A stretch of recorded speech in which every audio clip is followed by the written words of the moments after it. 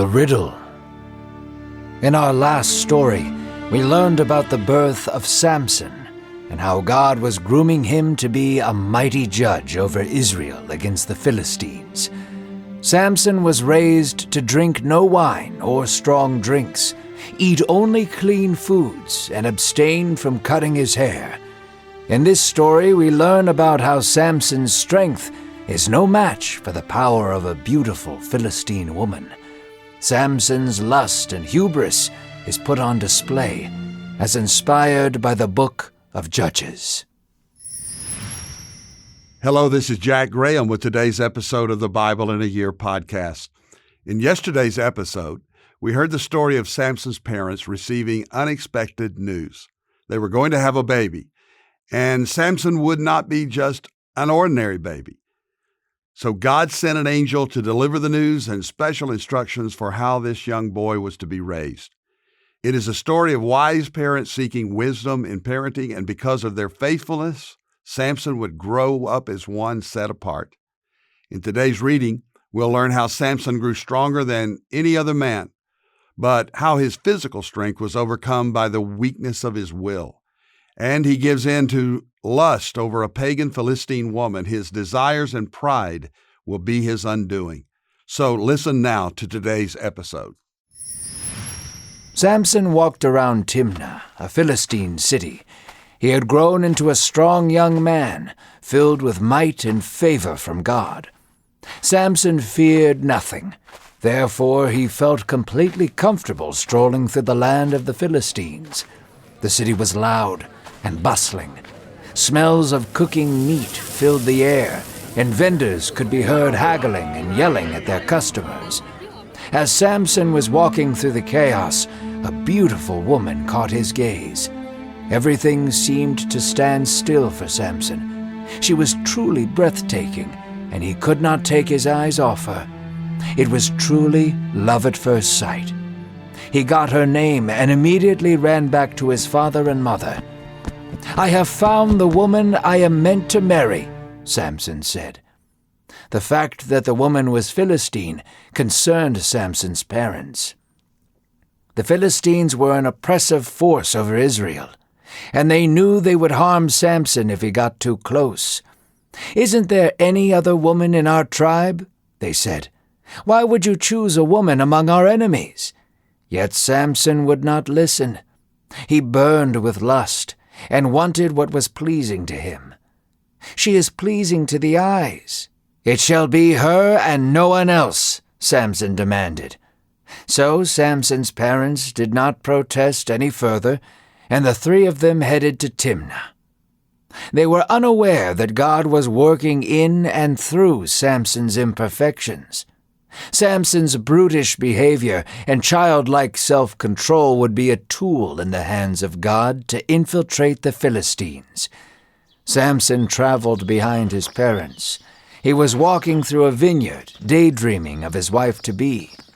The birds chirped and picked up fallen grapes, and the warm spring breeze whistled through the valley. It was peaceful and quiet. Then, in an instant, a lion sprang out from the bushes and latched onto Samson's back, tackling him to the floor. The beast clawed at Samson, but he held its arms back and thrust it off of him. The lion paced around him, and Samson looked it in the eyes, beckoning it to pounce again. The lion leapt towards him, and Samson grabbed it by the throat mid-air and slammed it onto the ground. The lion squirmed under the hands of Samson in the dirt. The Spirit of the Lord filled his veins with strength, and Samson crushed the lion's throat with his grip and tore it to shreds like paper. Samson did not tell anyone of what had happened between him and the lion. Instead, he went down to Timnah to speak with the woman of his dreams. He spoke with her and made arrangements to be married. She was truly intoxicating to Samson, and the man who had killed a lion with his bare hands was weak in the knees by a beautiful woman. Days had passed, and Samson returned to Timnah to take his bride. He passed through the vineyard again and stumbled upon the dead carcass of the lion he killed. The body reeked and was decaying, but a swarm of bees had made their hive in the dead body. Bees swarmed around it, and Samson could see honeycomb oozing from the lion's body. Samson approached the carcass, paying no attention to the bees around him, and scooped up the honey from the dead body. He hummed and ate the honey on the rest of his way. He feasted on the honey, happily eating. Yet he was a Nazirite and had taken a vow to not eat anything unclean. This would be one of many compromises Samson would make in his life. Samson prepared a feast for him and his new wife. Over 30 people were in attendance, drinking and feasting in celebration. Samson, having vowed to never touch wine or strong drink, found himself surrounded by drunken revelry. The music played and the drinks flowed, and Samson was enthralled with the positive attention. Samson said to the men in attendance, "Let me give you a riddle. If you can guess it within the 7 days of the feast, then I will give you 30 of my garments and another 30 change of clothes. But if you cannot guess it, then you shall give them to me." They agreed to his riddle immediately, for 30 linen garments was worth a great amount of silver. Samson composed himself and spoke clearly. He gave them the riddle, saying, "Out of the eatery came something to eat. Out of the strong came something sweet." For 3 days they pondered the riddle. The feast was still in full force, and their minds had been consumed with alcohol. On the 4th day they came to Samson's wife and said, "Seduce your husband to tell you the answer to the riddle. If you don't, we will burn your father's house to the ground. Your husband seeks to impoverish us with his bets, and we will not be humiliated." So Samson's wife wept over him. She pulled at him with her cries. "You hate me," she yelled. "You have put up this riddle to my people, but have refused to give me the answer." Samson held his composure and refused to tell her. "I have not told even my parents. Why should I tell you?" So she wept for the remainder of the feast, wearing Samson down with her constant tears. Her annoyance was constant, and her manipulation knew no end. Finally, on the 7th day, Samson caved. She had worn him down. He told her the story about the lion and the honey, and she immediately told her people the answer. That night Samson was around the feasting table with his companions, sure of himself that he would win the riddle. The men of the city smirked and told him, "What is sweeter than honey? And what is stronger than a lion?" Samson knew immediately that his wife had told them. His anger boiled against them and her. "If you had not plowed with my heifer, you would have not found out my riddle," Samson said. The beautiful bride he once craved, now reduced to being called a cow. God, who was seeking an opportunity for Samson to war against the oppressive Philistines, came upon Samson. He traveled to the city of Ashkelon and slew 30 Philistine men. He took their garments and fine linens and gave them to those who had solved the riddle. Samson paid his debt, but he did so with blood of the Philistine enemies. Samson had won the battle, but he had lost the war. His wife left him for his best man. Samson, alone and frustrated, sat in his anger. He hurt, but God was at work in his life.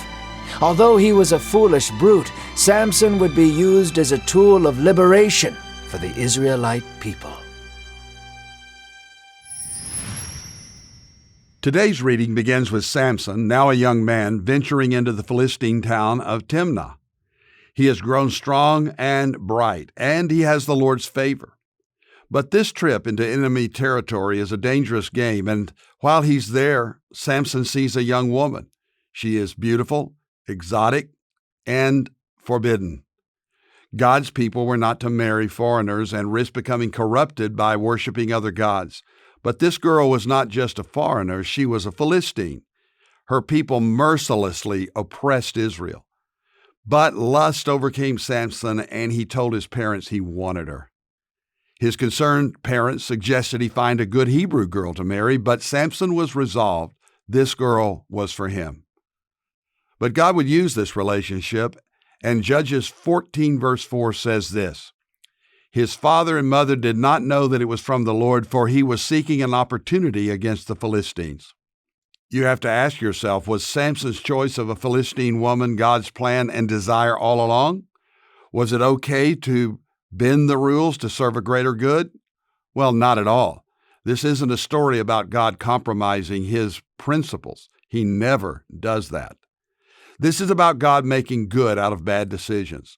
Even in Samson's eras, God would find a way to use him to accomplish his purposes for his people. Samson's parents went down to Timnah with him to arrange the marriage. And while he was walking through the vineyards, Samson was attacked by a lion. He overcame the lion and killed it with his bare hands. What incredible strength!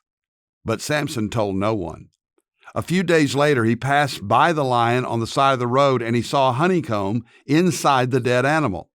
Samson took some of the comb, ate it, and gave some to his parents, who knew nothing about its origin. As a Nazirite, you see, he was to keep away from unclean things, and a dead, rotting lion carcass was definitely unclean. Samson further compromised himself in this. Samson threw a feast, and many of his bride's countrymen attended. He wanted to show how smart he was, so he foolishly wagered a bet with them. He tells a riddle which they must solve in 7 days. And if they succeed, they'll receive a hefty payout from Samson. If they fail, they must pay.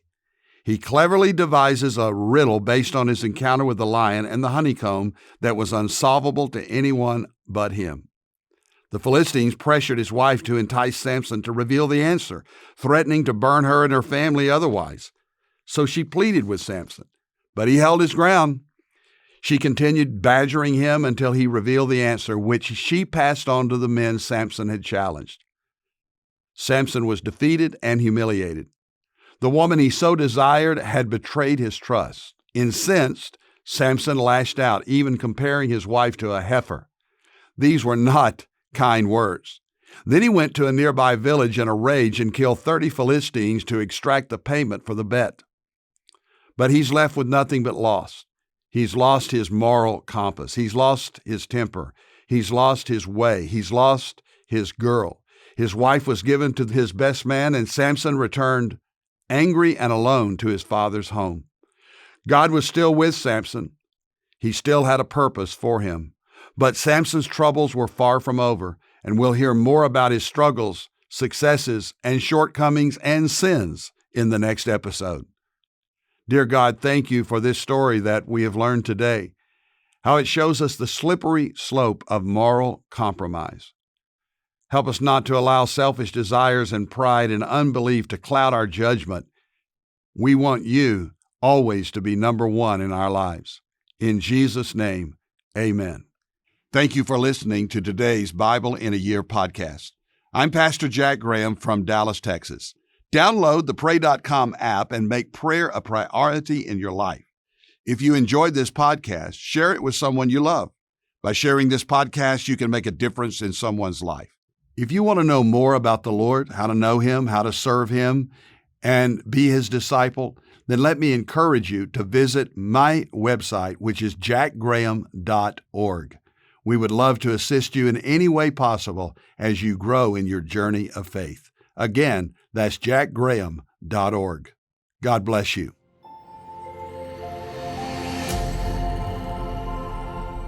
This episode is sponsored by Medishare, an innovative healthcare solution for Christians to save money without sacrificing quality.